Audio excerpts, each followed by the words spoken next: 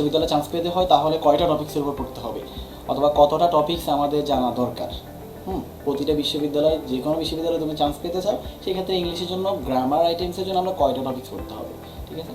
তো কেউ 30টা বলে, কেউ 20টা, কেউ 25টা, কেউ 40টা, এমনও দেখা যায়, ঠিক আছে। 58টা পর্যন্ত দেখা যায় যে 58টা টপিক্স যদি তুমি জানো তাহলে তুমি চান্স পাবে, ঠিক আছে। আচ্ছা, আমি একটু ডিফারেন্ট অ্যাঙ্গেল অ্যান্সার করবো তোমাকে। আমি বলবো যে তুমি একটা টপিক জানলেই হবে, অনলি ওয়ান টপিক। সেটা কি? সেটা হচ্ছে পার্টস অফ স্পিচ। এখন দেখো, পার্টস অফ স্পিচের আবার কয়টা পার্ট আছে? পার্টস অফ স্পিচ 8 প্রকার, 8টা পার্ট আছে। যেমন মনে করো তুমি ভার্ব নিয়ে পড়তেছো, ভার্ব হচ্ছে পার্টস অফ স্পিচের একটা পার্ট। এখন ভার্ব যদি তুমি পারো তাহলে তুমি পারবে কি? তুমি পজিটিভ ভার্ব পারবে, তুমি প্রবলেম ভার্ব পারবে, মডাল ভার্ব পারবা, মডাল পারফেক্টিভ পারবে। তার মানে মূলত এই যেগুলো আসছে, যে ব্রাঞ্চগুলো আসছে, সবগুলো কিন্তু ভার্ব থেকে আসছে। সবগুলো কোত্থেকে আসছে? ভার্ব থেকে আসছে। এই জন্য ভার্বটা যদি প্রথমে না শিখতে পারি, ভার্বের চেহারা কেমন, ভার্ব কোথায় বসে, এটা যদি না জানি তাহলে কিন্তু পরবর্তী টপিকগুলো আমার জন্য কঠিন হয়ে যাবে। এই জন্য তোমাকে যদি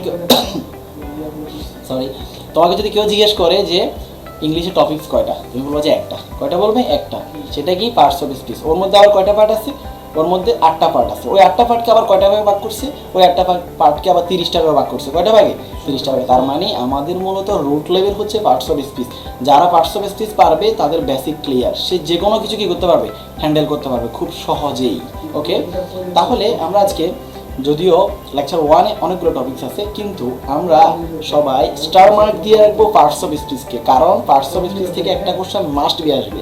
সেটা হোক চিটাগং ইউনিভার্সিটি, হোক ঢাকা ইউনিভার্সিটি, হোক গুচ্ছ, অথবা বিসিএস বলো। যেমন 40তম বিসিএস আসছে, 41তম, 39তম বিসিএস আসছে, 38তমতে আসছে। তার মানে প্রতিবার বিসিএস বলো, পিএসসি বলো, তারপর হচ্ছে যে ব্যাংক জব বলো, যেখানেই বলো, পার্টস অফ স্পিচ থেকে একটা মার্ক মাস্ট বি থাকবে। আচ্ছা, মনে করো পার্টস অফ স্পিচ থেকে কোশ্চেন আসে না, তারপরে তোমার পার্টস অফ স্পিচ পড়তে হবে কেন? তোমার বেসিক স্ট্রং করার জন্য।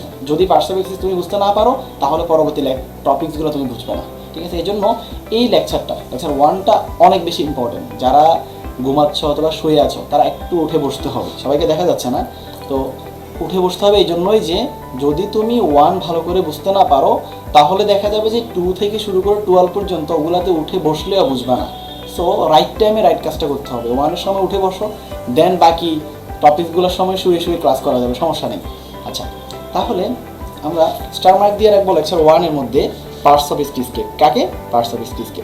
তো এরপরে দেখো, পার্টস অফ স্পিচের পাশে লেখা আছে ফ্রেজ, এবং তার পরবর্তী লাইনে লেখা আছে এলিমেন্টস অফ স্ট্রাকচার ক্লজ, ঠিক আছে। অর্থাৎ এই লেকচারের মধ্যে ফ্রেজ এবং ক্লজও আছে। এখন ফ্রেজ এবং ক্লজ তো খুব সহজে আমরা চিনতে পারি, এটা ফ্রেজ, এটা ক্লজ। কিন্তু এটা তোমার আসবে না। তোমার কি আসবে? এটা কোন ধরনের ফ্রেজ অথবা এটা কোন ধরনের ক্লজ, ঠিক আছে। এটাকে বলা হয় identification of phrase and clause. Identification of phrase and clause. তো এটাকে আমরা গুরুত্ব দিব, বাট খুব বেশি না, পার্টস অফ স্পিচের মতো না। কারণ যে পার্টস অফ স্পিচ পারবে সে আবার এই টপিকসটা পারে। এটা কোথায় আসবে? এটা রাজশাহীতে কমন, রাজশাহীতে মাস্ট বি আসবে, এটা জাহাঙ্গীরনগরে আসবে, তারপর হচ্ছে যে ঢাকা ইউনিভার্সিটিতে আগে 100 মাস তো এখন দেখা যাচ্ছে না, সিইউতে কখনো দেখা গেছে কিন্তু এখন দেখা যাচ্ছে না। তারপর এটা ইম্পর্টেন্ট, বাট এটাকে আমরা সেকেন্ড প্রায়োরিটিতে রাখবো। তারপর 3 নম্বরে যেটা রাখবো সেটা হচ্ছে যে সেন্টেন্স স্ট্রাকচার, ঠিক আছে, সেন্টেন্স স্ট্রাকচার। সো এটা 3 নাম্বার থাকবে। যদিও 3 নাম্বার থাকবে, এটাও একটা বেসিক লেভেল। অর্থাৎ এটা কি সিম্পল সেন্টেন্স নাকি কমপ্লেক্স সেন্টেন্স? যদি সিম্পল হয় কেন সিম্পল? এটা যদি কমপ্লেক্স হয় তাহলে কেন কমপ্লেক্স? এটা যদি কম্পাউন্ড হয় তাহলে কেন কম্পাউন্ড? এই বিষয়গুলো নিয়ে কথা বলবো আমরা 3 নাম্বার লেভেলে। তাহলে আমাদের আজকে 3টা প্ল্যান নিয়ে কাজ করবো আজকে। কয়টা প্ল্যান নিয়ে? 3টা প্ল্যান নিয়ে। প্ল্যান নাম্বার 1 হচ্ছে, এগুলো লিখে রাখতে হবে কিন্তু, parts of speech, plan number 1।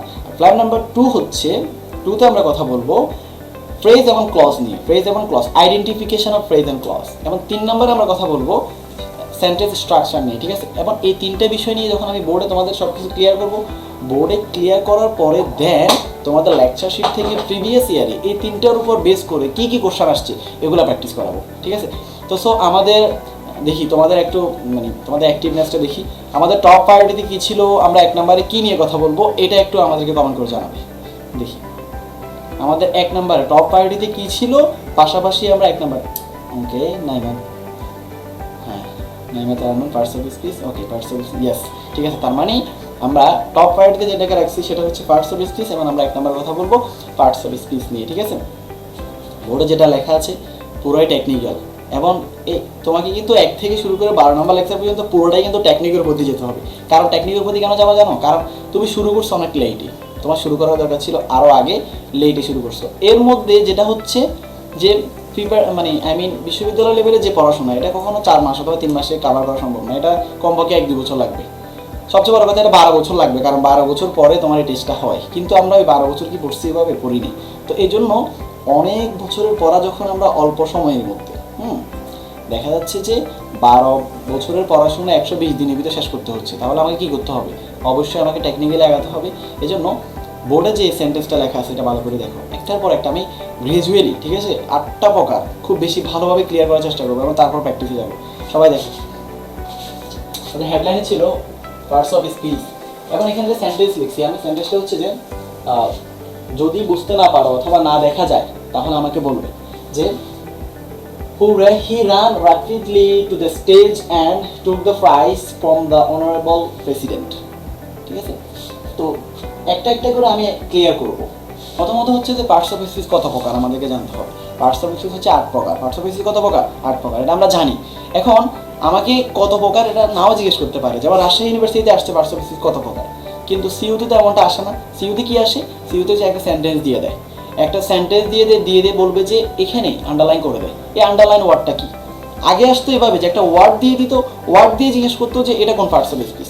ওটা এক ধরনের ছিল, ওটা এখন আসে না। কেন আসে না? মনে করো আসলো যে অ্যাবাবটা কোন পার্টস অফ স্পিচ। তো অ্যাবাবটা অ্যাডভার্ব হয়, অ্যাবাবটা নাউন হয়, অ্যাডজেক্টিভ হয়, প্রিপোজিশন হয়। তো এখন একজন বলতেছে এটা অ্যাডভার্ব হয়, তার একজন বলবো তো এটা অ্যাডজেক্টিভ হয়, তাহলে ঝামেলা। এই জন্য তারা কি করতেছে? সেন্টেন্স দিয়ে দিচ্ছে। সেন্টেন্স দিয়ে দিলে সেন্টেন্স দেখে আইডেন্টিফিকেশন যখন করবে তখন কিন্তু তোমাকে স্পেসিফিক একটাই বলতে হবে, কারণ ওটা কোনো না কোনো রুলসের মধ্যে পড়বে। দেখো, আচ্ছা, তাহলে নাম্বার 1 আছে হুররে। কি আছে? এখন দেখো এখানে একটা সাইন আছে, নোট অফ এক্সক্লামেশন সাইন আছে। কি আছে? নোট অফ এক্সক্লামেশন সাইন, তোমরা যেটাকে আশ্চর্যবোধক চিহ্ন বলো। আচ্ছা, এখন কমেন্ট করতে হবে, ঠিক আছে, মানে পুরোপুরি অ্যাক্টিভ থাকা লাগবে। অ্যাক্টিভ না থাকলে মানে লেকচার গেইন করতে পারবে না। যেমন বলো তো, এই এক্সক্লামেশন সাইনটা সেন্টেন্সের কোন প্রকারের মধ্যে দেখা যায়? কমেন্ট করে জানাবে সেন্টেন্সের কোন প্রকারের মধ্যে দেখা যায়। যেমন আমরা এই যে অ্যাসারেটিভ, ইন্টারগেটিভ, ইম্পারেটিভ যে পড়ছি, ওখানে এই এক্সক্লামেশন সাইনটা কোথায় দেখা যায়? বলো তো কোন সেন্টেন্সে দেখা যায়? সেন্টেন্সের কোন প্রকারের মধ্যে দেখা যায় যে এক্সক্লামেটরিতে দেখা যায়? ইয়েস, এক্সক্লামেটরিতে। ওকে, যদি এটা এক্সক্লামেটরিতে দেখা যায়, এক্সক্লামেটরি হচ্ছে যে সেন্টেন্সের পঞ্চম প্রকার। কততম প্রকার? পঞ্চম প্রকার। সেন্টেন্সের 5টা প্রকারের মধ্যে এক্সক্লামেটরিটা হচ্ছে যে সর্বশেষ প্রকার। এক্সক্লামেটরিটা কি? সর্বশেষ প্রকার। আবার পার্টস অফ স্পিচের সর্বশেষ প্রকার কি? পার্টস অফ স্পিচের সর্বশেষ প্রকার হচ্ছে যে ইন্টারজেকশন। পার্টস অফ স্পিচের সর্বশেষ প্রকার কি? ইন্টারজেকশন। তাহলে এখন থেকে যদি কখনোই এই নোট অফ এক্সক্লামেশন সাইনটা দেখি কোনো ওয়ার্ডের সাথে, ওই ওয়ার্ডকে বলবো ইন্টারজেকশন। ওই ওয়ার্ডকে কি বলবো? ইন্টারজেকশন। আবার বলতেছি, এখন থেকে যদি কোনো ওয়ার্ডের সাথে এই ধরনের নোট অফ এক্সক্লামেশনটা দেখি, তাহলে ওই ওয়ার্ডকে এখন থেকে আমরা বলবো ইন্টারজেকশন। কি বলবো? ইন্টারজেকশন। মনে রাখার উপায় কি? মনে রাখার উপায় হচ্ছে সেন্টেন্সের সর্বশেষ প্রকারের নাম হচ্ছে এক্সক্লামেটরি, এবং ওই এক্সক্লামেটরি সাইন, নোট অফ এক্সক্লামেশনটা যদি পার্টস অফ স্পিচে আসে, তাহলে পার্টস অফ স্পিচের সর্বশেষ প্রকার ইন্টারজেকশন হবে। পার্টস অফ স্পিচের সর্বশেষ প্রকার কি হবে? ইন্টারজেকশন হবে। এরপর দেখো হিট এখন পার্টস অফ স্পিচ হবে, মানে ওয়ার্ড সবগুলাই জিজ্ঞেস করবো। এখন আমরা হিটে নিয়ে কাজ করি। হিট এখন পার্টস অফ স্পিচ হবে। এখন দেখো, এই সেন্টেন্সের সাবজেক্ট কি? এই সেন্টেন্সের সাবজেক্ট হচ্ছে হি। সাবজেক্ট কি? হি। আবার মাথায় রাখবা, হিটা সাবজেক্টের জায়গায় দুইটা জিনিস বসতে পারে সেন্টেন্সে, নাউন বসতে পারে অথবা প্রনাউন বসতে পারে। এগুলো লিখে নিবে, ঠিক আছে? যেহেতু তোমরা রেকর্ড ক্লাস পাবে না, সো তোমাদেরকে যেটা করতে হবে, যেটা বলবো এটা লিখে নিতে হবে, ঠিক আছে? আবার বলতেছি, সাবজেক্টের জায়গায় বসতে পারে নাউন অথবা প্রনাউন। নাউন অথবা প্রনাউন। এখন দেখো, নাউন মানে কি? কোনো ব্যক্তি বা বস্তুর নাম। প্রনাউন মানে কি? কোনো ব্যক্তি বা বস্তুর মানে অল্টারনেটিভ, পরিবর্তে যেটা বসে সেটা হচ্ছে প্রনাউন। এখন দেখো এখানে হিটা কি নাউন না প্রনাউন? প্রনাউন বলবো। কেন? মনে করো আমি বলতাম রহিম, রহিমের পরবর্তী মানে রহিমের এই পরিবর্তে আমি বসাচ্ছি হি, তার মানে নাউনের পরিবর্তে বসাচ্ছি, মিনস এখানে হিটা হচ্ছে প্রনাউন। হিটা কি? প্রনাউন। এখন আসো, এটা কি সাবজেক্ট? সাবজেক্টের জায়গায় নাউন অথবা প্রনাউন বসে, বাট এই সেন্টেন্সে প্রনাউন বসছে। এর পরবর্তী ওয়ার্ডটা দেখো, এর পরবর্তী ওয়ার্ড কি বসে? আমরা জানি সাবজেক্টের পরপর নাউনের ভার্বের জায়গা। আবার বলতেছি, সাবজেক্টের পরপর কার জায়গা?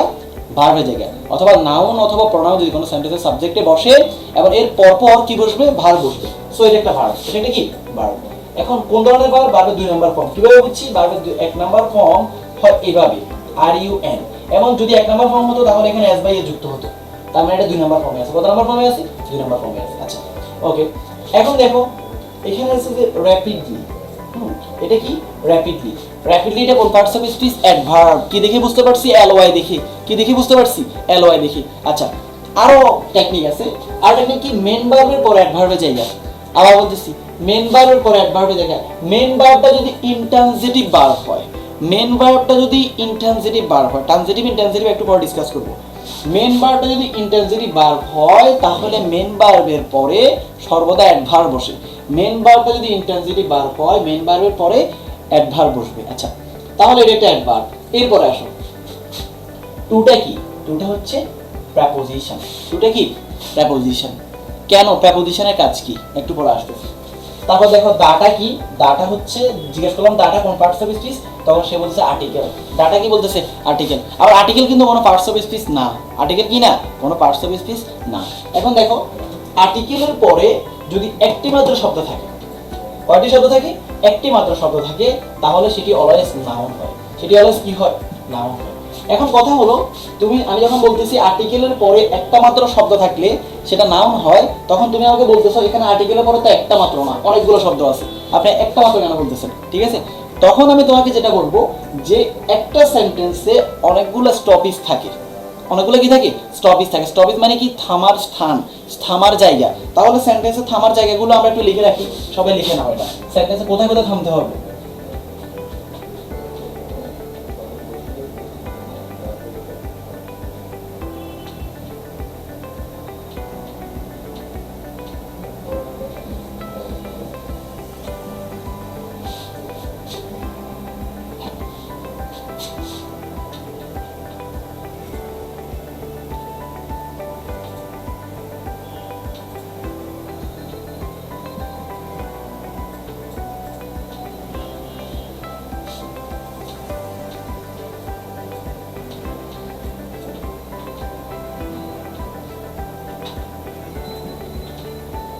এই চারটা জায়গায়, এই চারটা জায়গা হচ্ছে থামার স্থান, অর্থাৎ এখানে তোমাকে থেমে যেতে হবে। তোমার কি করতে হবে? থেমে যেতে হবে। আবার আবার বলে দিচ্ছি আমি কি কি থামার স্থানগুলো। প্রেপোজিশনের জায়গায় তোমাকে থামতে হবে, ডিটারমাইনারের জায়গায় তোমাকে থামতে হবে, ভার্বের জায়গায় তোমাকে থামতে হবে, তারপর কনজাংশনের জায়গায় তোমাকে থামতে হবে। এই চারটা জায়গায় তুমি থেমে যাবা।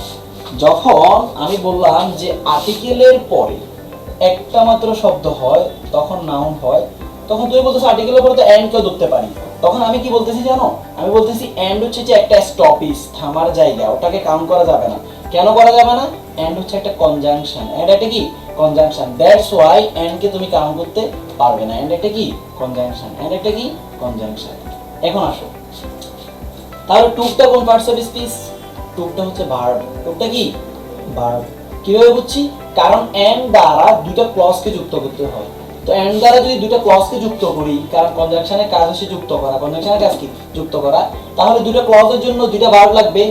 এখন দেখো দুটো ভার্ব যদি লাগে, প্রথম সেন্টেন্সের ভার্বটা হচ্ছে রান, ভার্বের 2 নাম্বার ফর্ম। এখানেও তো একটা ভার্ব লাগবে, এখানেও ভার্বের 2 নাম্বার ফর্ম নিয়ে আসছে। এখন কথা হলো, প্রথম সেন্টেন্সে তো সাবজেক্ট ছিল, এই সেন্টেন্সের সাবজেক্টটা কই? আমরা জানি কম্পাউন্ড সেন্টেন্সে যদি সাবজেক্ট একই হয় তাহলে পরবর্তী ক্লজে সাবজেক্টটা দেওয়া লাগে না। পরবর্তী ক্লজে কি? সাবজেক্টটা দেওয়া প্রয়োজন হয় না। পরবর্তী আচ্ছা আচ্ছা হ্যাঁ ওকে, পরবর্তী সেন্টেন্সে কি করা লাগবে না? সাবজেক্টটা দেওয়া লাগবে না। এরপর আসো, এরপর হচ্ছে যে দা। এখন টুকে গিয়ে থেমে গেছি আমি। কেন থেমে গেছি? টুকে গিয়ে কেন থেমে গেলাম? কারণ টুকটা হচ্ছে ভার্ব, আর ভার্বটা হচ্ছে একটা স্টপেজ, থামার জায়গা। এখানে থেমে গেলাম, তাহলে এখান থেকে নতুন ফাংশন শুরু হবে। থামবো কেন? নতুন ফাংশন করার জন্য, নতুন কাজ করার জন্য। এখন দেখো এখানে দাটা হচ্ছে একটা আর্টিকেল, প্রাইসটা হচ্ছে কি? আর্টিকেলের পর একটা মাত্র শব্দ, তাহলে কি হবে? নাউন হবে। কি হবে? নাউন হবে। এখন দেখলাম যে দুই জায়গায় নাউন হচ্ছে, তো তার মানে নাউনের জায়গাগুলো আমাদেরকে শিখে রাখতে হবে। নাউন কোথায় কোথায় হয় এটা শিখে রাখার জন্য আমরা এখানে একটু ব্যাক করি। নাউন কোথায় কোথায় বসে দেখো। নাউন বসে পাপার পরে। নাউন কার পরে বসে? পাপার পরে অলওয়েজ কি বসে? নাউন বসে। এখন পাপা মানে কি? পি মানে হচ্ছে যে প্রেপোজিশন, আর এ মানে হচ্ছে আর্টিকেল, পি মানে হচ্ছে পসেসিভ, এ মানে হচ্ছে অ্যাডজেক্টিভ, তার মানে এই চারটা জিনিসের পরে, এই চারটা জিনিস যদি আসে এরপরে যদি একটা মাত্র শব্দ থাকে তাহলে সেটা নাউন হবে। তাহলে সেটা কি হবে? নাউন হবে। আবার বলতেছি, পি মানে প্রেপোজিশন, এ মানে আর্টিকেল, পি মানে পসেসিভ, এ মানে অ্যাডজেক্টিভ। ভালো করে দেখো, এখানে এই আর্টিকেল আছে, এটা একটা আর্টিকেল, আর্টিকেলের পর একটা মাত্র শব্দ, সো নাউন হবে। এখানে আর্টিকেল আছে, আর্টিকেলের পর একটা মাত্র শব্দ, সো এটা কি হবে?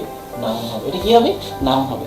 এখন আমাদের একটা প্রশ্ন জাগে মনের মধ্যে যে আর্টিকেলের পরে একটা মাত্র শব্দ হচ্ছে, এটা নাউন হচ্ছে, কিন্তু আর্টিকেলটা কোন পার্টস অফ স্পিচ? এটাও আমাদেরকে প্রশ্ন মানে আমাদের মাথায় আসে এবং বিশ্ববিদ্যালয় লেভেলও আসছে যে আর্টিকেল, এই যে দাটা কোন পার্টস অফ স্পিচ? আমরা জানি নাউনের আগে অ্যাডজেক্টিভ বসে, নাউনের আগে কি বসে? অ্যাডজেক্টিভ বসে। সো এখানে দাটা হচ্ছে অ্যাডজেক্টিভ, দাটা কি? অ্যাডজেক্টিভ। এখানে দাটা কি? অ্যাডজেক্টিভ। শুধু দা না, যতগুলো ডিটারমিনার আছে এই ধরনের, এ, এন, দা, সাম, ফিউ, লিটল, যতগুলো ডিটারমিনার আছে সবগুলা ডিটারমিনারকে এখন থেকে আমরা অ্যাডজেক্টিভ বলবো। সবগুলা ডিটারমিনারকে আমরা কি বলবো? অ্যাডজেক্টিভ বলবো। কেন অ্যাডজেক্টিভ বলবো? কারণ এই ডিটারমিনারগুলা নাউনের আগে বসে। ডিটারমিনারগুলো কোথায় বসে? নাউনের আগে বসে। এবং নাউনের আগে কার জায়গা? নাউনের আগে অ্যাডজেক্টিভের জায়গা। নাউনের আগে কার জায়গা? নাউনের আগে অ্যাডজেক্টিভের জায়গা। এরপরে দেখো তো প্রায় দিকে কেন থেমে গেলাম? আর্টিকেলের পর একটা শব্দ কেন বললাম? আমি দেখতেছি যে ফ্রম, ফ্রমটা হচ্ছে একটা প্রেপোজিশন, ফ্রমটা একটা কি? প্রেপোজিশন। এখন দেখো ফ্রম প্রেপোজিশন সেটা আমি কিভাবে বুঝছি ওটা একটু পরে এক্সপ্লেইন করতেছি। তার আগে দেখো এখানে দা আছে, দাটাকে যদি জিজ্ঞেস করি কোন পার্টস অফ স্পিচ, এখন তুমি বলতে পারবে। কেন বলতে পারবে? কারণ দাটা হচ্ছে ডিটারমিনার এবং প্রতিটা ডিটারমিনার কি হয়? অ্যাডজেক্টিভ হয়। প্রতিটা ডিটারমিনার কি হয়? অ্যাডজেক্টিভ হয়। এরপরে দেখো ডায়ের পরে জিজ্ঞেস করতেছি একটা শব্দ আছে নাকি দুইটা শব্দ আছে, তুমি বলতেছো দুইটা আছে। কেন দুইটা আছে বলতেছো? কারণ এই দায়ের পর আর কোনো স্টপেজ নাই। এই দায়ের পরে এই যে চারটা স্টপেজ আছে, এই স্টপেজগুলো ওখানে নাই। দায়ের পরে তাহলে কয়টা শব্দ আছে? দুইটা শব্দ আছে। তাহলে দাটা হচ্ছে আর্টিকেল, আর্টিকেলের পরে একটা মাত্র শব্দ থাকলে সেটা কি হয়? নাউন হয়। সেটা কি হয়? নাউন হয়। কিন্তু আর্টিকেলের পরে যদি দুইটা শব্দ থাকে তাহলে অলওয়েজ আগেরটা অ্যাডজেক্টিভ হবে এবং পরেরটা কি হবে? নাউন হবে। আবার বলতেছি, আর্টিকেলের পরে যদি দুইটা শব্দ থাকে, একটা থাকলে অলওয়েজ নাউন, আর আর্টিকেলের পরে যদি দুইটা শব্দ থাকে তাহলে সর্বশেষটা নাউন হবে, তার আগেরটা অ্যাডজেক্টিভ হবে। তার আগেরটা কি হবে? অ্যাডজেক্টিভ হবে। এবং এটা দেখো এই রুলসটা কিন্তু আমরা আগেও ইমপ্লিমেন্ট করে আসছি। যেমনটা এটা এখানে দেখলাম যে স্টেজের আগে কি আছে? অ্যাডজেক্টিভ, কারণ নাউনের আগে অ্যাডজেক্টিভ বসে। প্রাইজের আগে কি আছে? অ্যাডজেক্টিভ, কারণ কি আছে? নাউনের আগে কি বসে? অ্যাডজেক্টিভ বসে। ঠিক একইভাবে এখানেও নাউনের আগে কি বসবে? অ্যাডজেক্টিভ বসবে। এখন তোমাকে যদি কেউ জিজ্ঞেস করে যে এটা হচ্ছে আর্টিকেল, আর্টিকেলটা কোন পার্টস অফ স্পিচ, তখন তুমি কি বলবা? তার ওটাকে অ্যাডজেক্টিভ বলবা। কেন অ্যাডজেক্টিভ বলবা? কারণ অ্যাডজেক্টিভ একসাথে বসতে পারে, একাধিক অ্যাডজেক্টিভ পাশাপাশি বসতে পারে, কোনো সমস্যা নেই। আবার এটাই কেন অ্যাডজেক্টিভ বলবা? কারণ আমরা শিখে গেছি প্রতিটা ডিটারমিনারকে বলা হয় অ্যাডজেক্টিভ। প্রতিটা ডিটারমিনারকে কি বলা হয়? অ্যাডজেক্টিভ বলা হয়। আচ্ছা এখন দেখো তো আমরা সবকিছু মোটামুটি শিখলাম। একটা সেন্টেন্সের মধ্যে 8টা পার্টস অফ স্পিচ সবটাই চলে আসছে, 8 প্রকারের মধ্যে সব প্রকার কি চলে আসছে। এটা হচ্ছে কনজাংশন। কনজাংশনের কাজ হচ্ছে যে যুক্ত করা। কনজাংশনের কাজ কি? যুক্ত করা। দুটো ক্লজকে যুক্ত করতে পারে অথবা দুইটা পার্টস অফ স্পিচকে যুক্ত করতে পারে। আচ্ছা এখন দেখো কিন্তু এই ফ্রম প্রেপোজিশনের কাজটা তো শিখলাম না। এখানে টু আছে, প্রেপোজিশনের কাজ তো শিখতে পারি না। প্রেপোজিশনের কাজ কি? প্রেপোজিশনের কাজ হচ্ছে প্রেপোজিশন দুইটা নাউনকে যুক্ত করে অথবা দুইটা প্রনাউনকে যুক্ত করে। আবার বলতেছি, প্রেপোজিশনের কাজ কি? প্রেপোজিশন দুইটা নাউনকে যুক্ত করে অথবা দুইটা প্রনাউনকে যুক্ত করে। আবার বলতেছি, প্রেপোজিশনের কাজ হচ্ছে দুইটা নাউনকে যুক্ত করে অথবা দুইটা প্রনাউনকে। কারণ আমরা জানি noun can be pronoun, noun can be pronoun. যে এক সময় রহিম ছিল সে পরে হি হয়েছে, যে এক সময় সুমি ছিল সে পরে সি হয়েছে। তার মানে এখান থেকে কি শিখলাম? এখান থেকে শিখতে পারলাম যে প্রনাউন আর নাউনের মধ্যে খুব বেশি ডিফারেন্স নেই। একটা হচ্ছে ক্লিয়ার আর একটা হচ্ছে অবস্কিউর, দুইটাই সেম। তাহলে দেখো সে যে প্রেপোজিশন যে দুইটা নাউন অথবা প্রনাউনকে যুক্ত করছে এটা আমরা একটু ক্লিয়ার করি। বলছি যে he ran rapidly the stage, প্রেপোজিশনের পরে নাউন আছে, প্রেপোজিশনের পরে কি আছে? নাউন আছে। এবার আমরা এখানেও শিখছি প্রেপোজিশনের পরে কি বসে? নাউন বসে। প্রেপোজিশনের পরে কি বসে? নাউন বসে। এখানে শিখছি অ্যাডজেক্টিভের পরে কি বসে? অ্যাডজেক্টিভের পরে নাউন বসে। অ্যাডজেক্টিভের পরে কি বসে? নাউন বসে। অ্যাডজেক্টিভের পরে কি বসে? নাউন বসে। এটা আবার আমরা কোথায় প্রমাণ পাইছি? এখানে অ্যাডজেক্টিভের পরে নাউন বসছে, অ্যাডজেক্টিভের পরে কি বসছে? নাউন বসছে। তারপর প্রেপোজিশনের পরে নাউন বসে, তো প্রেপোজিশনের পরে কি বসছে? নাউন বসছে। প্রেপোজিশনের পরে কি বসছে? নাউন বসছে। আর্টিকেলের পরে নাউন বসে, আর্টিকেলের পরে নাউন বসছে কিনা? আর্টিকেলের পরে নাউন বসছে। আচ্ছা পসেসিভের পরে নাউন বসে। পসেসিভ গুলো অনেকে বুঝতে পারি না আমরা, পসেসিভ কোনগুলা, তাহলে তার মানে আমাদের পসেসিভ গুলো শিখে রাখতে হবে। পসেসিভ কোনগুলো? যেগুলো অধিকার নিয়ে কথা বলে, যেমন মাই, যেমন ইউর, যেমন হার, যেমন হিজ, যেমন আওয়ার, যেমন দেয়ার। ঠিক আছে, এগুলাকে বলা হয় পসেসিভ। এই পসেসিভ গুলো যদি কোথাও দেখো তাহলে তারপর একটা নাউন বসতে হবে। আবার বলতেছি, এই পসেসিভ গুলো যদি কোথাও দেখি শেষে এস এস নেওয়ার সুযোগ দিয়ে না। আচ্ছা ওকে, যদি এই পসেসিভ গুলা যদি কোথাও দেখো তাহলে সর্বদা তারপর কি বসে? নাউন বসে। এখন কেন নাউন বসে? কারণ এগুলো অধিকার নিয়ে কথা বলে। যেমন মাই, এটা আমার অধিকার, ইউর, এটা তোমার অধিকার, হার, এটা তার অধিকার, হিস, এটা ওই ছেলেটার অধিকার, আওয়ার, এটা আমাদের অধিকার, দেয়ার, এটা তাদের অধিকার। তার মানে কারো না কারো অধিকার নিয়ে কথা বলে পসেসিভ। দ্যাটস ওয়াই পসেসিভের পরে একটা কি বসে? নাউন বসে। পসেসিভের পর কি বসে? নাউন বসে। আবার রিক্যাপ করছি, পাপার পরে নাউন বসে, preposition plus noun, preposition plus noun, article plus noun, article plus noun, possessive plus noun, possessive plus noun, adjective plus noun, adjective plus noun. তার মানে এই চারটা জায়গার পরে কি বসে? নাউন বসে। এই চারটা জায়গার পরে কি বসে? নাউন বসে। চারটা জায়গার পরে কি বসবে? নাউন বসবে। তাহলে এখন আমরা মোটামুটি ওভারঅল সবকিছু ক্লিয়ার হয়েছে। কিভাবে? যেমন এটা হচ্ছে ইন্টারজেকশন। এটা কি? ইন্টারজেকশন। এটা হচ্ছে ইন্টারজেকশন। এটা হচ্ছে প্রনাউন। এটা কি? প্রনাউন। এটা হচ্ছে ভার্ব। এটা হচ্ছে অ্যাডভার্ব। এটা হচ্ছে প্রেপোজিশন।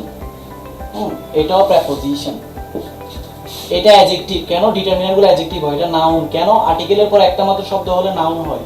এটা এন্ড কনজাংশন। কেন কনজাংশন? কনজাংশন দুটো ক্লজকে যুক্ত করে। কনজাংশন দিয়ে দুটো ক্লজকে কি করে? যুক্ত করে। এটা ভার্ব, কারণ দুটো ক্লজের জন্য দুটো ভার্ব লাগে, দ্যাটস ওয়াই এটা ভার্ব। দাটা অ্যাডজেক্টিভ। কেন অ্যাডজেক্টিভ? ডিটারমিনার গুলো অ্যাডজেক্টিভ হয়। দায়ের পর একটা মাত্র শব্দ, নাউন।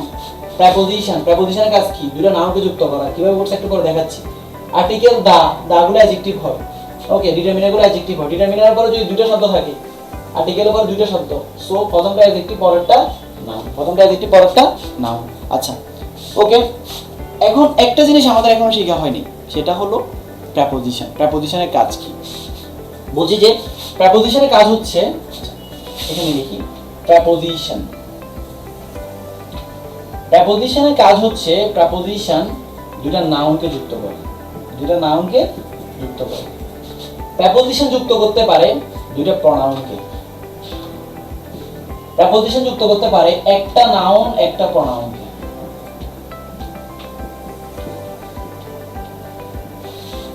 বাট বেসিক রুলস হচ্ছে আমার এটা, এটা যে পারবে সে বাকিগুলো পারবে, এটা যে পারবে সে বাকিগুলো পারবে। আবার বলতেছি, এটা হচ্ছে প্রেপোজিশন, মাঝখানেটা কি?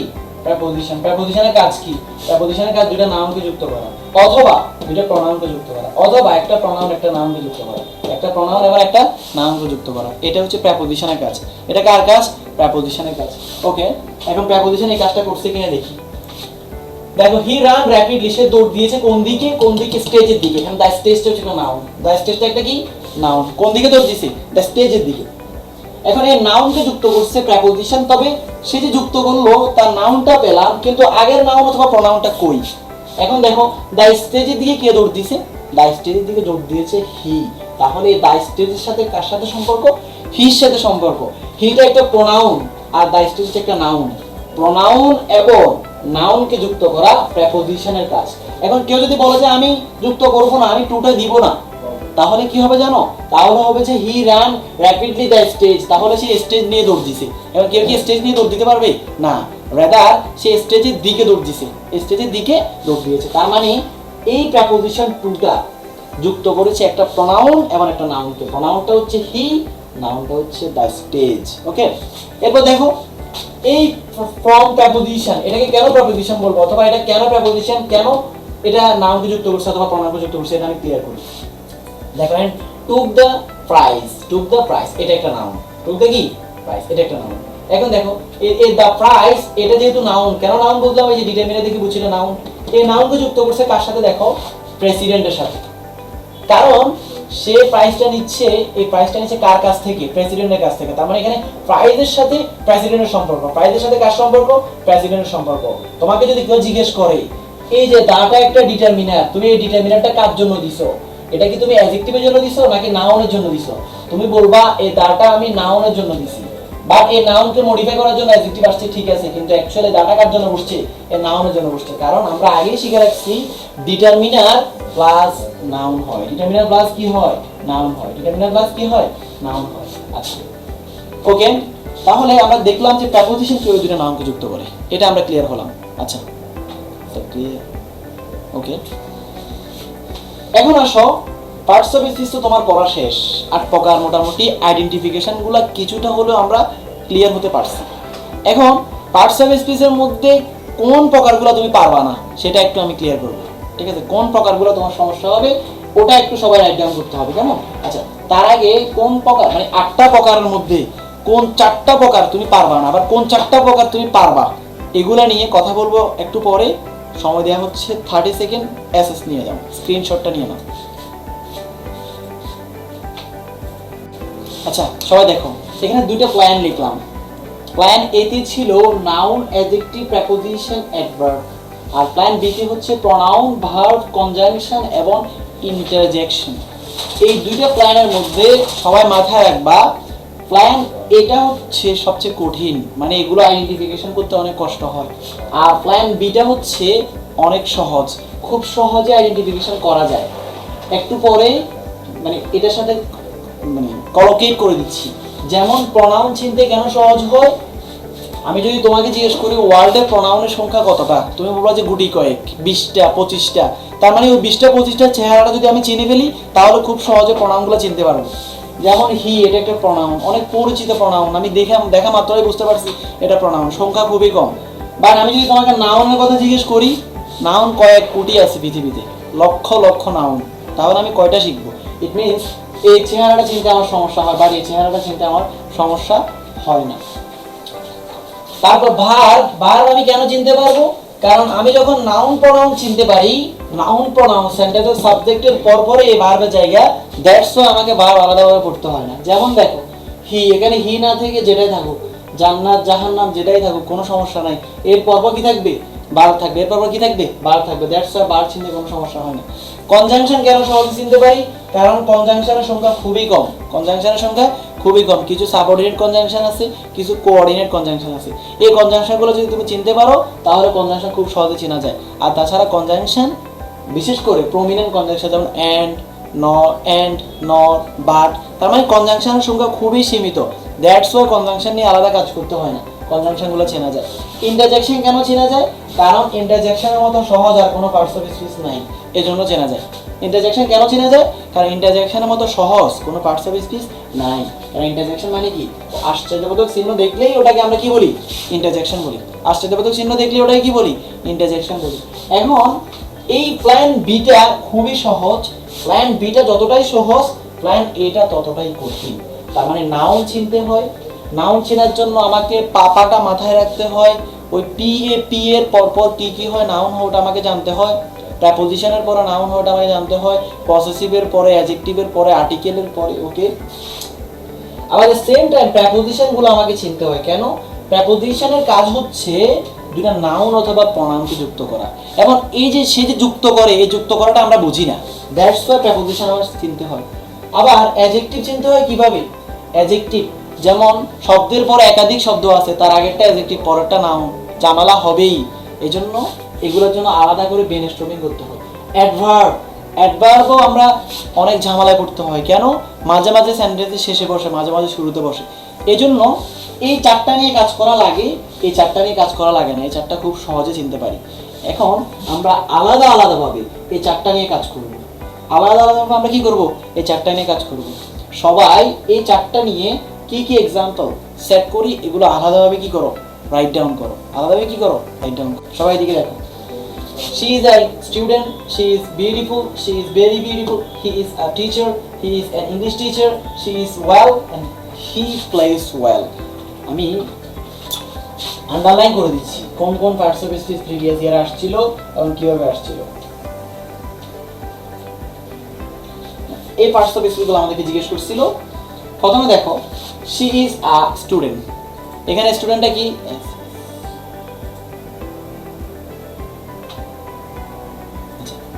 দেখো স্টুডেন্ট এখানে কোন পার্টস অফ স্পিচ? নাউন। অসাধারণ বলছে নাইমা। কেন? কারণ আর্টিকেলের পরে একটা মাত্র শব্দ আছে, সো এটা কি হবে? নাউন হবে। আর্টিকেলের পরে একটা মাত্র, এতক্ষণ আচ্ছা ওকে সাগর এখন রান করো।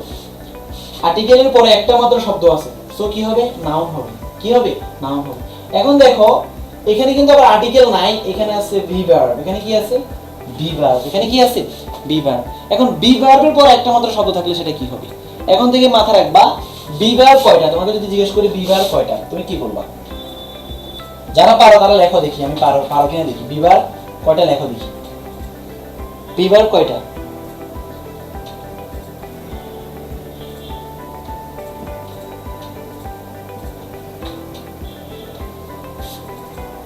পনেরোটা। আটটা স্যার, ঠিক আছে। যারা আটটা লিখছে তাদের কারেক্ট। বি ভার্ব হচ্ছে আটটা। Am is are, was were, আর হচ্ছে বি, বিন, আর একটা হচ্ছে বিং। ঠিক আছে, এগুলো হচ্ছে বি ভার্ব। এগুলো কি? Be verb. এই বি ভার্বগুলো যদি তুমি কোথাও দেখো, এই বি ভার্বগুলোকে তুমি লিঙ্কিং ভার্ব বলবা। কি বলবে? Linking verb. মানে এরা লিঙ্ক আপ করে। এরা কি করে? লিঙ্ক আপ করে, জোড়া লাগায়। এরা কি করে? জোড়া লাগায়। তাহলে am is are, was were এই পাঁচটা আমরা পারি। বি, বিন, বিং এগুলো কিন্তু আবার আমরা পারি না পরের তিনটা। তো এই আটটা হচ্ছে লিঙ্কিং ভার্ব। লিঙ্কিং ভার্বে কেন লিঙ্কিং ভার্ব বলা হয়? কারণ এরা জোড়া লাগায়। এরা কি করে? জোড়া লাগায়। এখন দেখো এই লিঙ্কিং ভার্বের পরে যদি একটা মাত্র শব্দ দেখো, কি দেখো? একটা মাত্র শব্দ দেখো, তাহলে ওটাকে এখন থেকে কি বলবে? অ্যাডজেক্টিভ বলবে। কি বলবে? অ্যাডজেক্টিভ বলবে। এখন দেখো এখানে শি ইজ বিউটিফুল। এখন বিউটিফুল, তুমি তো বিউটিফুল অর্থ জানো, দ্যাটস ওয়াই তুমি এখানে পেরে গেছো। তুমি বলতেছো হ্যাঁ বিউটিফুল মানে তো অনেক সুন্দর, তো দ্যাটস ওয়াই এখানে বিউটিফুলটা অ্যাডজেক্টিভ। বাট পরীক্ষার হলে তোমার যেটা আসবে ওই ওয়ার্ডটার মিনিং তো তুমি জানবে না, তখন তুমি কিভাবে অ্যান্সার করবা? পরীক্ষার হলে যে ওয়ার্ডটা আসবে ওটা তো অনেক কঠিন আসবে। এই জন্য আমাদেরকে এক্স্যাক্টলি ওয়ার্ড দিয়ে মনে রাখা যাবে না। ওয়ার্ড আই মিন তুমি যদি মিনিং দিয়ে শিখো কি বিপদে পড়বে তুমি এই এক্সাম্পলটা দেখলে বুঝতে পারবা। মিনিং দিয়ে শিখলে তুমি বিপদে পড়বা না, মিনিং দিয়ে না। রেদার আমি কি দিয়ে শিখবো? আমি টেকনিক দিয়ে শিখবো যে শি ইজ বিউটিফুল। এখানে বিউটিফুলটা কেন অ্যাডজেক্টিভ? কারণ এটা লিঙ্কিং ভার্বের পরে বসছে। কোথায় বসছে? লিঙ্কিং ভার্বের পরে বসছে। ওকে, আবার দেখো এখানে কিন্তু আবার শি ইজ ভেরি বিউটিফুল আছে। তাহলে এখানে লিঙ্কিং ভার্বের পরে কয়টা শব্দ আছে? দুইটা শব্দ আছে। লিঙ্কিং ভার্বের পরে যদি একটা শব্দ থাকে সেটা অলওয়েজ অ্যাডজেক্টিভ হয়। আর লিঙ্কিং ভার্বের পরে যদি দুটো শব্দ থাকে তাহলে আগেরটা অ্যাডভার্ব, পরেরটা অ্যাডজেক্টিভ হয়। আবার বলতেছি, লিঙ্কিং ভার্বের পরে যদি একটা মাত্র শব্দ থাকে তাহলে সেটা হয় অ্যাডজেক্টিভ। আবার লিঙ্কিং ভার্বের পরে যদি দুটো শব্দ হয় তাহলে প্রথমটা অ্যাডজেক্টিভ, প্রথমটা অ্যাডভার্ব, পরেরটা অ্যাডজেক্টিভ। আবার বলতেছি, লিঙ্কিং ভার্বের পরে যদি দুটো শব্দ হয় প্রথমটা অ্যাডভার্ব, পরেরটা অ্যাডজেক্টিভ। জি স্যার, সেটাই শিশির যেটা বলতো, সব লিঙ্কিং ভার্বের পরে একটা ওয়ার্ড থাকবে সেটা অ্যাডজেক্টিভ হবে। দেখো হি ইজ আ টিচার। এখন তুমি টিচারকে কি বলবা? হয়তো বা টিচার তোমার কাছে পরিচিত এর জন্য তুমি নাউন বলে দিচ্ছ না, এই টেকনিক্যালে না, ডিটারমিনার আছে। সো দ্যাটস ওয়াই আমি কি বলবো? নাউন বলবো। ডিটারমিনারের পরে আর্টিকেলের পরে একটা মাত্র শব্দ, সো আমি কি বলবো? নাউন বলবো। এরপরে he is an English teacher. এখন দেখো এখানে আর্টিকেলের পরে কিন্তু দুইটা শব্দ আছে, একটা হচ্ছে ইংলিশ আর একটা হচ্ছে টিচার। দুইটা শব্দ থাকলে, আর্টিকেলের পরে দুইটা শব্দ থাকলে প্রথমটা হয় অ্যাডজেক্টিভ, পরেরটা হয় নাউন। প্রথমটা হয় অ্যাডজেক্টিভ, পরেরটা কি হয়? নাউন। এখন দেখো তুমি যদি তোমার টেকনিক ফলো করো, তুমি যদি তোমার মতো করে অ্যান্সার করো, তাহলে কিন্তু তুমি ঝামেলা করবা। যেমন ইংলিশ, তোমাকে আমি যদি জিজ্ঞেস করি ইংলিশটা কি, তুমি বলবো যে হ্যাঁ ইংলিশটা একটা সাবজেক্টের নাম, সো এটা একটা নাউন। বাট এখানে কি হচ্ছে? অ্যাডজেক্টিভ হচ্ছে। এটাকে বলা হয় নাউন ইউজেস অ্যাজ অ্যাডজেক্টিভ। অর্থাৎ সেটা মূলত নাউন কিন্তু অ্যাডজেক্টিভ হিসেবে ব্যবহার হবে কখন? যদি সে নাউনের আগে বসে। যদি কোথায় বসে? নাউনের আগে বসে। তাহলে তুমিই বলো এখানে মিনিংটা ইম্পর্টেন্ট নাকি কোথায় বসছে ওটা ইম্পর্টেন্ট? এখানে কি মিনিংটা ইম্পর্টেন্ট নাকি কোথায় বসছে ওটা ইম্পর্টেন্ট? কোথায় বসছে ওটা সবচেয়ে বেশি ইম্পর্টেন্ট। হ্যাঁ, তারপর দেখো শি ইজ ওয়েল। এখন আমরা জানি যে ওয়েল হচ্ছে যে এমন একটা ওয়ার্ড যেটা অ্যাডভার্বও হয় আবার অ্যাডজেক্টিভও হয়। কখন অ্যাডভার্ব হবে, কখন অ্যাডজেক্টিভ হবে মাথায় রাখতে হবে। যখন সে লিঙ্কিং ভার্বের পরে বসছে তখন সে কি হচ্ছে? অ্যাডজেক্টিভ হচ্ছে। আবার যখন সে মেইন ভার্বের, দেখো প্লেসটা কিন্তু আবার লিঙ্কিং ভার্ব না, প্লেসটা কি না? লিঙ্কিং ভার্ব না। যখন সে মেইন ভার্বের পরে বসছে তখন সে কি হচ্ছে? অ্যাডভার্ব হচ্ছে। ইন্ট্রানজিটিভ মেইন ভার্বের পরে বসার কারণে সে কি হচ্ছে? অ্যাডভার্ব হচ্ছে। আর যদি শুধু লিঙ্কিং ভার্বের পরে বসবে তাহলে কি হবে? অ্যাডজেক্টিভ হবে। এটা আমরা আগেও দেখেছিলাম যখন আমরা এখানে রান দিয়েছিলাম। এই রানটা ছিল মেইন ভার্ব, এবং এই মেইন ভার্বের পরে আমরা কাকে দেখেছিলাম? এই মেইন ভার্বের পরে আমরা একটা অ্যাডভার্বকে দেখেছিলাম, এটা অ্যাডজেক্টিভ না, সরি অ্যাডভার্ব হবে। এটা কি হবে? অ্যাডভার্ব হবে। মেন ভার্বের পর আমরা কাকে দেখছিলাম? অ্যাডভার্বকে দেখছি, কারণ মেন ভার্বের পর পর অ্যাডভার্বের জায়গা, দ্যাটস ওয়াই এখানে প্লেসের পরে কার জায়গা হবে? অ্যাডভার্বের জায়গা হবে। কার জায়গা হবে? অ্যাডভার্বের জায়গা হবে। একইভাবে লিঙ্কিং ভার্বের পর কার জায়গা হবে? অ্যাডজেক্টিভের জায়গা হবে। এই এক্সাম্পলগুলো, ঠিক আছে, এখানে 7টা এক্সাম্পল আছে। এই 7টা এক্সাম্পল যদি বুঝতে পারো, লাস্ট এক্সাম্পলটা আবার বলেন স্যার। লাস্ট এক্সাম্পল আছে হি প্লেস, সে খেলে, ঠিক আছে। ওয়েল, মেন ভার্ব, এটা কি ভার্ব? Main verb. মেন ভার্বের পরে যদি তুমি অবজেক্ট না দেখো তাহলে অলওয়েজ সেটা অ্যাডভার্ব হয়। অলওয়েজ সেটা কি হয়? অ্যাডভার্ব হয়। এটাকে বলা হয় ইন্ট্রানজিটিভ ভার্ব। তোমরা খুব সহজে মনে রাখো এটা, যে লিঙ্কিং ভার্বের পরে অ্যাডজেক্টিভ, মেন ভার্বের পরে অ্যাডভার্ব, মেন ভার্বের পর কি? অ্যাডভার্ব। যদি এই 7টা এক্সাম্পল বুঝতে পারো, ডান লিখে কমেন্ট করো।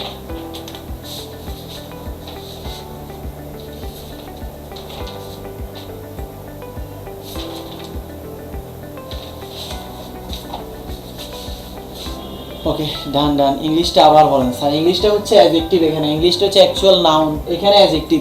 কেন এখানে অ্যাডজেক্টিভ? কারণ সেটা নাউনের আগে বসছে। কারণ কোথায় বসছে? নাউনের আগে বসছে। নাউনের আগে যেটা বসে সেটা সাধারণত কি হয়? অ্যাডজেক্টিভ হয়। ওকে, আমরা নেক্সট এক্সাম্পলে আসি। প্রথম এক্সাম্পল হচ্ছে she is friendly, second example হচ্ছে শি ওয়াকস স্লোলি। আমরা আগে যেটা করতাম এলওয়াই দেখলে অ্যাডভার্ব, এলওয়াই দেখলে কি করতাম? অ্যাডভার্ব। তখন তুমি যে এলওয়াই দেখলে অ্যাডভার্ব দিয়ে দাও, এটা কিন্তু আবার বিশ্ববিদ্যালয়ের টিচাররা বুঝতে পারছে। তারা এখন কি করছে? নতুন একটা টেকনিক অ্যাপ্লাই করছে, এবং সেখানে আমরা বিপদে করছি। দেখো,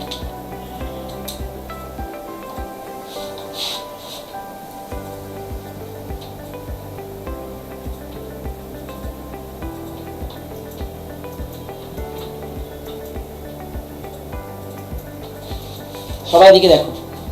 এই ফ্রেন্ডটা হচ্ছে নাউন, ফ্রেন্ড মানে বন্ধু, বন্ধুটা হচ্ছে নাউন। আর স্লো, স্লো মানে ধীর গতি, এটা একটা অবস্থান, এটা একটা অ্যাডজেক্টিভ। এটা কি? অ্যাডজেক্টিভ। আজকে শিখে রাখো, নাউনের সাথে যদি অ্যালওয়াই হয় সেটা অলওয়েজ অ্যাডজেক্টিভ হয়। আবার বলতেছি, নাউনের সাথে যদি অ্যালওয়াই হয়, নাউন প্লাস অ্যালওয়াই, অলওয়েজ সেটা অ্যাডজেক্টিভ হয়। আর অ্যাডজেক্টিভের সাথে যদি অ্যালওয়াই হয়, অলওয়েজ সেটা অ্যাডভার্ব হয়। অলওয়েজ সেটা কি হয়? অ্যাডভার্ব হয়। আবার বলতেছি, নাউনের সাথে যদি অ্যালওয়াই হয়, অলওয়েজ সেটা কি হয়? অ্যাডজেক্টিভ হয়। আর অ্যাডজেক্টিভের সাথে যদি অ্যালওয়াই হয়, অলওয়েজ সেটা কি হয়? অ্যাডভার্ব হয়। অলওয়েজ সেটা কি হবে? অ্যাডভার্ব হয়। মনে করো তুমি এটা জানো না, তুমি আরো সহজে অ্যান্সার করতে পারতেছো। কিভাবে? Linking verb plus adjective, linking verb plus adjective, main verb plus adverb, main verb plus adverb. এখন অনেকবার আমি একটা কথা বলছি, তোমরা খেয়াল করছো কিনা জানি না, যে মেইন ভার্বটা যদি ইন্ট্রানজিটিভ ভার্ব হয় তাহলে তারপর কি হয়? অ্যাডভার্ব হয়। এখন প্রশ্নটা হলো ইন্ট্রানজিটিভ এবং ট্রানজিটিভ ভার্ব কিভাবে চিনতে পারবো? এই বিষয়ের জন্য দুটো एग्जांपल রেডি করতেছি। সবাই দুটো एग्जांपल লাগবে, ট্রানজিটিভ ভার্সেস ইন্ট্রানজিটিভ। এখন তুমি আমাকে প্রশ্ন করতে পারো যে ভাই এখানে তো নো আছে, এটা মেইন ভার্ব, তাহলে এরপর অ্যাডভার্ব দি। এটা গো আছে, গোটা মেইন ভার্ব, তাহলে এটা পরে অ্যাডভার্ব দি, যেহেতু মেইন ভার্ব না। দুইটাই মেইন ভার্ব, তবে তোমাকে দেখতে হবে কোনটা ট্রানজিটিভ আর কোনটা ইন্ট্রানজিটিভ। এখন ট্রানজিটিভ ইন্ট্রানজিটিভ মনে রাখার সহজ উপায় কি? সহজ উপায় হচ্ছে, দেখো আমরা শিখতেছি ট্রানজিটিভ এবং ইন্ট্রানজিটিভ।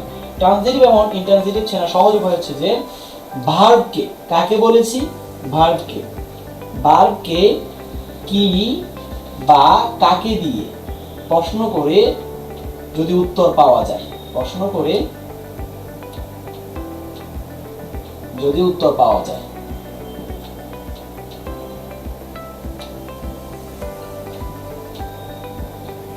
তাহলে সেটি ট্রানজিটিভ ভার্ব। এখন ইন্ট্রানজিটিভ ভার্বটা শেখার দরকার হচ্ছে না, কারণ যদি উত্তর না পাই তাহলে সেটা ইন্ট্রানজিটিভ। আবার বলতেছি, ভার্বকে কি বা কাকে দিয়ে যদি প্রশ্ন করে উত্তর পাওয়া যায় তাহলে সেটি ট্রানজিটিভ ভার্ব। ভার্বকে কি বা কাকে দিয়ে প্রশ্ন করে যদি উত্তর পাওয়া যায় তাহলে সেটি ট্রানজিটিভ ভার্ব। তাহলে সেটা কি? Transitive verb. যদি উত্তর না পাই তাহলে ইন্ট্রানজিটিভ ভার্ব। এখন আমরা দেখি, ভার্বকে প্রশ্ন করব, আই নো, আমি জানি, আই নো, আমি জানি। তখন তাকে জিজ্ঞেস করছি তুমি কি জানো? তখন সে বলতেছে আই নো ইট, আমি ইহা জানি। তার মানে কি দিয়ে প্রশ্ন করে উত্তর পেয়ে গেছে। তারপর ভার্বকে প্রশ্ন করতেছি আই নো, তখন সে বলছে আই নো মানে আমি চিনি। তো সে বলছে, আমি বলছি কাকে চিনো? সে বলছে আই নো হার, আমি তাকে চিনি। তাহলে কি দিয়ে প্রশ্ন করে উত্তর পেলাম, তাকে দিয়েও পেলাম, বাট আমার মাথা রাখতে হবে একটা দিয়ে পেলেই হবে। এখানে কিন্তু আমি দুইটা দিয়ে পেয়েছি, এমন একটা ভার্ব আমি ইচ্ছে করে এমন একটা ভার্ব এখানে নিয়েছি, এই ভার্বের দুইটা দিয়ে পাওয়া যাচ্ছে, বাট আমি একটা দিয়ে পেলে সেটা ট্রান্সিটিভ ভার্ব হয়ে যাবে। যেমন আই নো, আমি জানি, তাই বলছি কি জানো, সে বলছে ইট। আই নো, আমি চিনি, আমি বলছি কাকে চিনো, সে বলছে হার। তাহলে এটা ট্রান্সিটিভ ভার্ব। এবং মাথায় রাখতে হবে এই ট্রান্সিটিভ ভার্বের পরে নাউন অথবা প্রনাউন বসে। লিখে রাখো, ট্রান্সিটিভ ভার্বের পরে নাউন অথবা প্রনাউন বসে। কে জানি প্রশ্ন করেছিলেন, মোমো প্রশ্ন করছে, প্রশ্নটা এখনো আছে যে মেন ভার্বের পরে অবজেক্ট থাকলে আমি কি করব। অবজেক্ট থাকলে তুমি তাকে নাউন অথবা প্রনাউন বলবা। এখন এটাই হলো অবজেক্ট। কি বা কাকে দিয়ে যদি উত্তর পাওয়া যায় তাহলে সেটা অবজেক্ট হয়। কি বা কাকে দিয়ে যদি উত্তর পাওয়া যায় তাহলে সেটা কি হয়, অবজেক্ট হয়। আবার যদি উত্তর যদি না পাওয়া যায় তাহলে সেটি অ্যাডভার্ব হয়। তাহলে আমরা শিখলাম intransitive plus adverb, transitive plus noun অথবা প্রনাউন। আবার বলতেছি, ট্রান্সিটিভ প্লাস নাউন অথবা প্রনাউন, ইনট্রান্সিটিভ প্লাস অ্যাডভার্ব। এখন আমরা শিখি ইনট্রান্সিটিভ কেন হয়। একজন বলছে আই গো, আমি যাই, তখন আমি তাকে জিজ্ঞেস করলাম কি যাও, উত্তর পাচ্ছি না, কি যাও দিয়ে তো উত্তর পাওয়া যায় না। তারপর সে আমি একজন বলছে আই গো, আমি যাই, আমি বলছি কাকে যাও, কাকে যাও, কি বা কাকে দিয়ে উত্তর পাওয়া যাচ্ছে না।